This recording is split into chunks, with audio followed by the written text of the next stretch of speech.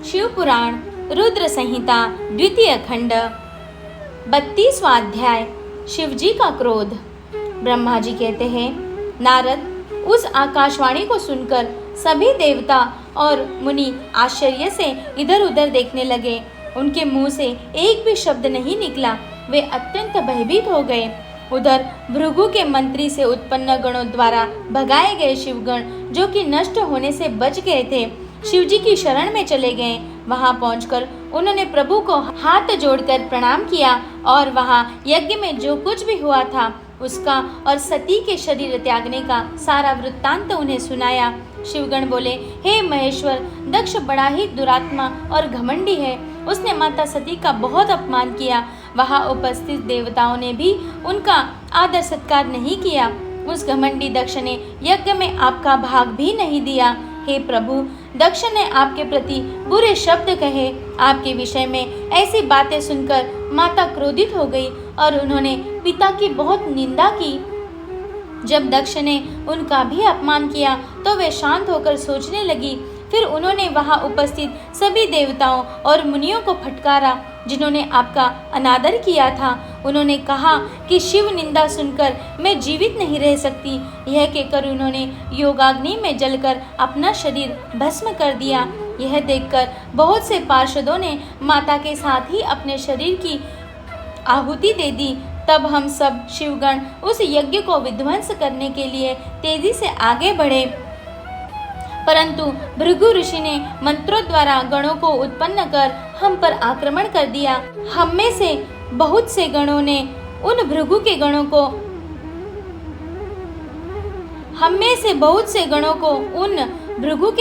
मार डाला।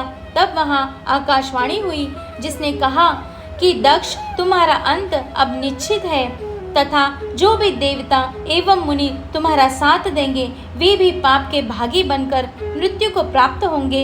यह सुनकर सभी उपस्थित लोग वहां से चले गए और हम यहाँ आपको इस विषय में बताने के लिए आपके पास चले आए। हे कल्याणकारी भगवान शिव, आप उस महादुष्ट अधर्मी दक्ष को उसके अपराध का कठोर दंड अवश्य दें। यह कहकर सभी गण चुप हो गए। ब्रह्मा जी बोले, हे नारद, अपने पार्षदों की बातें सुनकर भगवान शिव ने उस यज्ञ की सारी बातें और जानकारी जानने के लिए तुम्हारा स्मरण किया। उनके स्मरण करते ही तुम वहां जा पहुंचे और भक्ति भाव से नमस्कार करके चुपचाप खड़े हो गए। तब महादेव जी ने तुमसे दक्ष के यज्ञ के विषय में पूछा। तब तुमने उत्तम भाव से उस यज्ञशाला में जो जो हुआ था वह सब वृत्तांत उन्हें सुना दिया। सारी बातों से अवगत होते ही भगवान शिव अत्यंत क्रोधित हो गए। पराक्रमी शिव के क्रोध का कोई अंत न रहा। तब लोक संहारी शंकर ने अपनी जटा का एक बाल उखाड़कर उसे कैलाश पर्वत पर दे मारा।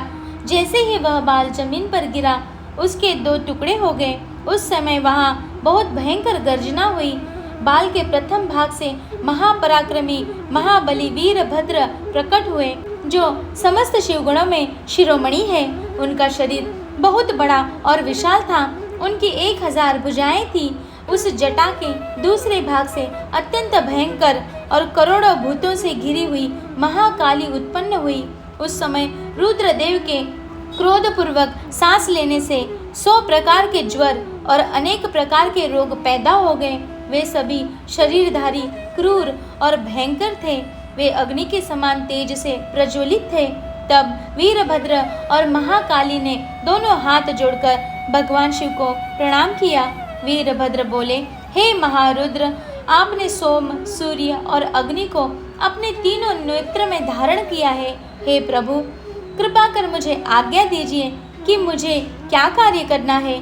क्या मुझे पृथ्वी के सभी समुद्रों को एक क्षण में सुखाना है या संपूर्ण पर्वतों को पीसकर पल भर में ही मसलकर चूर्ण बनाना है? हे प्रभु, मैं इस ब्रह्मांड को भस्म कर दूं या मुनियों को जला दूं?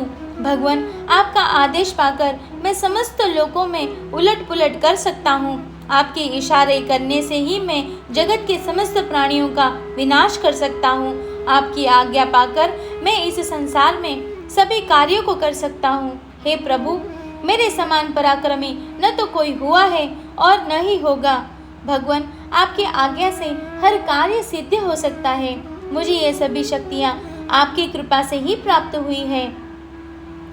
बिना आपकी आज्ञा के एक तिनका भी हिल नहीं सकता।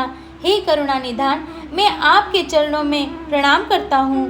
आप अपने कार्य की सिद्धि की जिम्मेदारी मुझे सौंपी है। मैं उसे पूर्ण करने का पूरा प्रयास करूँगा। हे प्रभु, आपके चरणों का मैं हर समय चिंतन करता हूँ।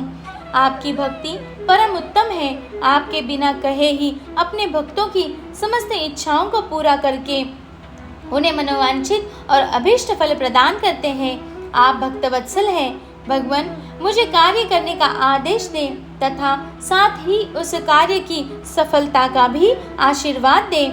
ब्रह्मा जी बोले, हे मुनि श्रेष्ठ, वीरभद्र के ये वचन सुनकर शिव जी को बहुत संतोष हुआ तथा उन्होंने वीरभद्र को अपना आशीर्वाद प्रदान किया। भगवान शिव बोले, पार्षदों में श्रेष्ठ वीरभद्र, तुम्हारी जय हो। ब्रह्मा जी का पुत्र दक्ष बड़ा ही दुष्ट है। उसे अपने पर बहुत घमंड है।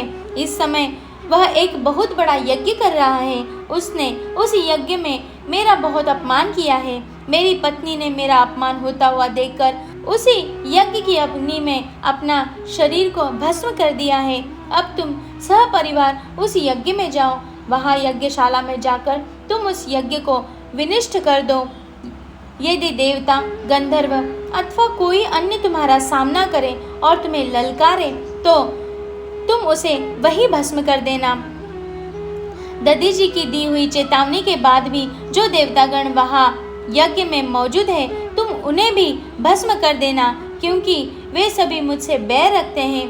तुम उन सभी को बंधु बांधवों सहित जलाकर भस्म कर देना। वहाँ कलशों में भरे हुए जल को पी लेना। इस प्रकार वैदिक मर्यादा के पालक भक्तवत्सल करुणा निधान शिव ने क्रोधित होकर वीरभद्र को यज्ञ का विनाश करने का आदेश दिया।